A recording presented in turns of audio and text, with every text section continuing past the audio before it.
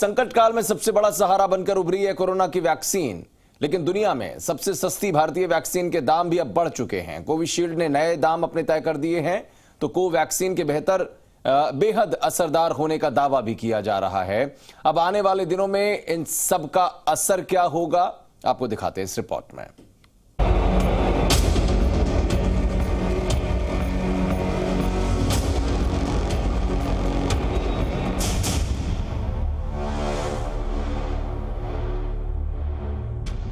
एक तरफ कोरोना ने कोहराम मचा रखा है, दूसरी तरफ इस महामारी के जंग में वैक्सीन बेहद कारगर साबित हो रही है।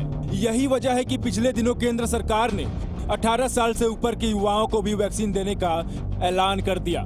लेकिन अब इसकी बढ़ती डिमांड के साथ ही कोविशील्ड वैक्सीन की कीमत भी बढ़ा दी गई है। सीरम इंस्टीट्यूट ने कोविशील्ड के दाम तय किए हैं। राज्य सरकारों को वैक्सीन 400 रुपए में दी जाएगी, जबकि प्राइवेट अस्पतालों को एक डोज के लिए 600 रुपए चुकाने पड़ेंगे।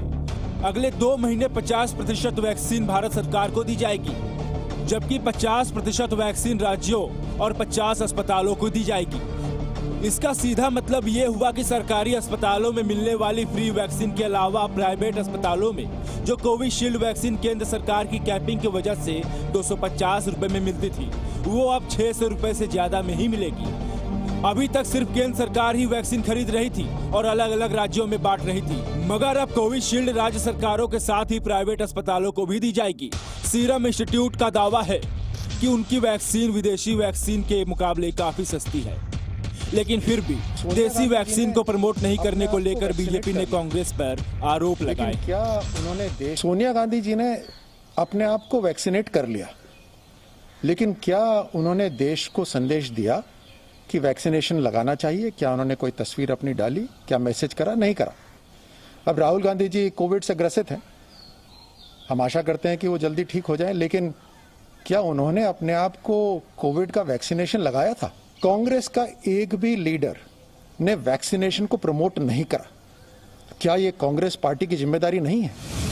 वहीं दूसरी भारतीय वैक्सीन को लेकर भी बड़ा दावा है। भारतीय कंपनी भारत बायोटेक की कोवैक्सीन को लेकर आईसीएमआर की स्टडी में बड़ा दावा किया गया है। दावा यह है कि कोवैक्सीन कोरोना के नए वेरिएंट पर भी असरदार है। साथ ही कोवैक्सीन से डबल म्यूटेंट स्ट्रेन भी खत्म हो जाता है। यानी कोवैक्सीन के ज्यादा प्रभावी बताए जाने का मतलब ये है कि आने वाले दिनों में इसकी डिमांड ज्यादा बढ़ेगी, साथ ही इसके दाम भी बढ़ने के आसार हैं। इन सब के बीच भारत बायोटेक ने 1 साल में 70 करोड़ वैक्सीन बनाने की तैयारी कर ली है। दरअसल 1 मई से 18+ को भी वैक्सीन की मंजूरी के बाद इसकी डिमांड काफी बढ़ेगी, जबकि यूपी, एमपी और छत्तीसगढ़ की सरकारों ने ऐलान कर दिया कि 1 मई से 18 साल से ऊपर के युवाओं को सरकारी अस्पतालों में वैक्सीन मुफ्त में मिलेगी। ब्यूरो रिपोर्ट, जी मीडिया।